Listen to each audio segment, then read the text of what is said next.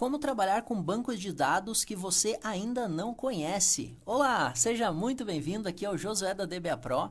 E se você dá suporte a várias empresas ou de repente você está chegando agora em uma nova empresa, é provável que você não conheça os bancos de dados que lá estão.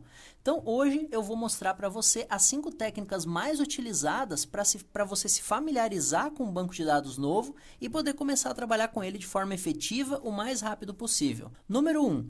O item mais importante de qualquer banco são os dados, e os dados ficam em tabelas. Logo, conhecer as tabelas e colunas é o nosso primeiro passo. Para listar as tabelas de qualquer SQL, você pode usar uma dessas duas consultas. Existem várias formas, essa aqui são duas delas.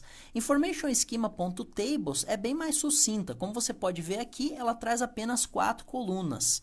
Eu particularmente prefiro a sys.tables, porque ela traz outras informações como o número identificador único do objeto, a data de criação, entre outras diversas, que quando você for fazer join com outras tabelas para puxar um relatório mais completo, essa daqui vai ter bem mais informações. Outra forma de listar as tabelas, é claro, é vindo aqui no Object Explorer, expandindo o banco e depois expandindo a parte de tabelas. As informações que você está vendo tanto no Object Explorer quanto no Selects são conhecidas como metadados, que são dados a respeito dos objetos do nosso banco de dados. Então, cada vez que alguém cria um objeto novo, o SQL gera uma série de metadados que são guardados em tabelas de sistemas que são chamadas de dicionário de dados, como essas que nós acabamos de pesquisar aqui. Então, resumindo, um banco de dados tem objetos, por exemplo, tabelas. Essas tabelas têm metadados, por exemplo, o número de colunas de uma tabela é um metadado sobre essa tabela, e esses metadados são gerados automaticamente pelo SQL e eles são guardados nos dicionários de dados do SQL. Tá? Como você pode imaginar, esse assunto ele é bastante extenso. Para você ter uma ideia, no meu curso ele está presente em vários vídeos. Por exemplo, quando eu falo de tabelas, eu mostro metadados de tabelas. Quando eu falo de procedures, eu mostro metadados de procedures. E assim por diante. E no final do curso, ainda tem um vídeo de mais de 20 minutos falando só sobre metadados.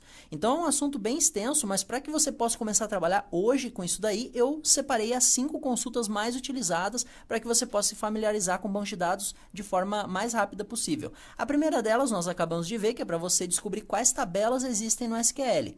Só que, para você conhecer um banco de forma mais rápida, e aqui tem uma dica bem legal, você não precisa conhecer todas as tabelas, porque em um sistema você já deve ter visto por aí que normalmente algumas tabelas são muito utilizadas e outras são muito pouco utilizadas ou às vezes até nem utilizadas.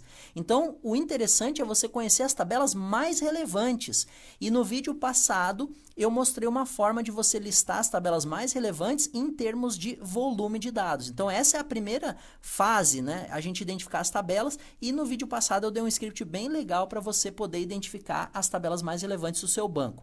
Aí depois que você identificou as tabelas, a próxima fase é você identificar quais são as colunas mais importantes e como essas colunas estão configuradas. Para isso, a minha estratégia favorita é usando o Information Schema.columns, porque ela traz informações bem completas de uma forma bem mais amigável do que essas outras views aqui que muitas vezes as pessoas utilizam, até porque essas views já existem aí há muitos anos, já existem bem antes da Information Schema. Então aqui nós temos o nome da tabela, por exemplo, o nome da coluna, se existe algum valor default ou não, se a coluna pode ser nula ou não, o tipo de dados e assim por diante, diversas outras informações.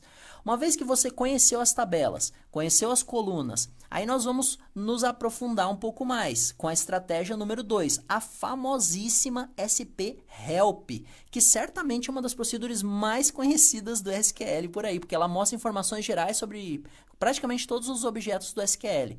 Então, executando esse primeiro exemplo aqui, a SP-Help lista as informações sobre a tabela produtos do esquema produção aqui do nosso banco Adventure Works, que eu baixei aqui nesse link que eu coloquei aqui para você, se você quiser testar igual eu estou fazendo aqui, tá?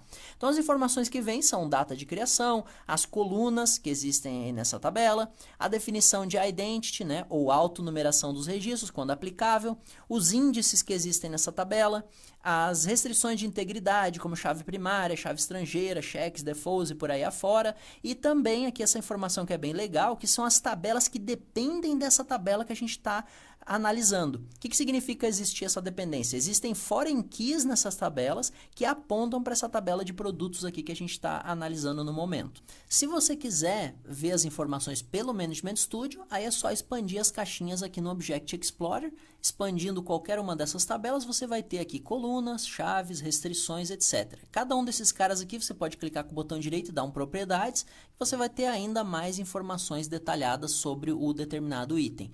Em geral, as pessoas preferem a SP Help, porque é bem mais rápido você executar via linha de comando do que ficar procurando aqui na árvore, né, do Object Explorer. E essa forma, inclusive, a SP Help, ela é tão popular que o Management Studio traz, inclusive, um atalho para ela. Então, se você selecionar qualquer objeto aqui no seu script e apertar Alt F1, o SQL vai executar SP Help no objeto selecionado. Muito mais rápido do que ficar procurando aqui no Object Explorer, principalmente depois que você pega uma certa prática que você já conhece os nomes dos objetos principais aí do seu banco. Como eu disse antes, a SP Help não se restringe só a tabelas, você pode também consultar outros objetos, por exemplo, uma Store Procedure, como esse segundo exemplo aqui. Nesse caso, ao invés de colunas e constraints, ela vai mostrar para a gente os dados gerais dessa procedure e também os parâmetros de entrada e saída aqui da nossa proc. E por falar em procedure e objetos de programação, nós vamos aqui consultar, né, vamos para a nossa estratégia número 3 com a SP Help Text, que é o comando mais usado para você consultar o código-fonte de programas armazenados no seu SQL. Por exemplo, procedures, funções ou views. Isso tudo é código armazenado que você pode consultar, por exemplo, executando a SP Help na procedure anterior, o que é sensacional quando nós precisamos analisar um problema ou conhecer melhor o banco de dados para poder dar suporte ou até mesmo fazer alguma melhoria. Além de procedures, nós podemos consultar também outros objetos, inclusive a fórmula de cálculo, por exemplo, de uma coluna computada, como é o caso desse segundo exemplo aqui. Esse cara nos leva à consulta número 4 mais utilizada, que traz informações gerais e também o código-fonte de todos os objetos de programação e restrições de integridade do seu banco. Essa consulta aqui é uma mão na roda gigantesca para você ter num lugar só tudo que tem a ver com código armazenado no seu banco. Sabe por quê? Porque se você for procurar essas informações no Object Explorer, as constraints e as triggers, por exemplo, vão estar aqui debaixo de tabelas. Já as views, elas têm uma pastinha própria delas aqui na organização do Management Studio, que fica fora.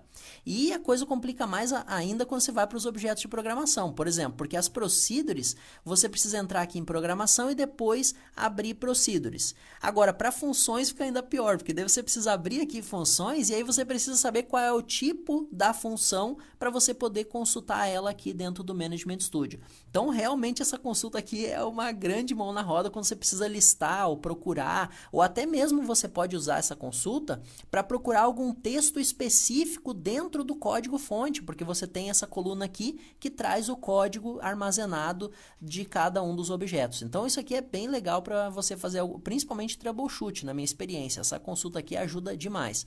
Por último, outro dicionário de dados extensamente utilizado é o sysobjects, porque ele traz informações gerais de todos os objetos do seu banco. Esse cara aqui realmente junta tudo em um lugar só. Então, ele coloca aqui tabelas, procedures, funções, constraints, chaves, tudo que você tem no banco vai aparecer aqui na sysobjects e isso ajuda também bastante a você conhecer o banco, a você procurar algum objeto que de repente você está com dúvida, né? Então, ele ajuda bastante aí nesse sentido, beleza? Se você gostou desse vídeo, deixa aquele joinha para mim e fala nos comentários qual a consulta de metadados que você mais utiliza normalmente. E se você quer aprender muito mais sobre SQL, acesse a área de treinamentos do meu site dba-pro.com. Espero que você tenha gostado desse vídeo e a gente se vê no próximo. Até logo, tchau, tchau!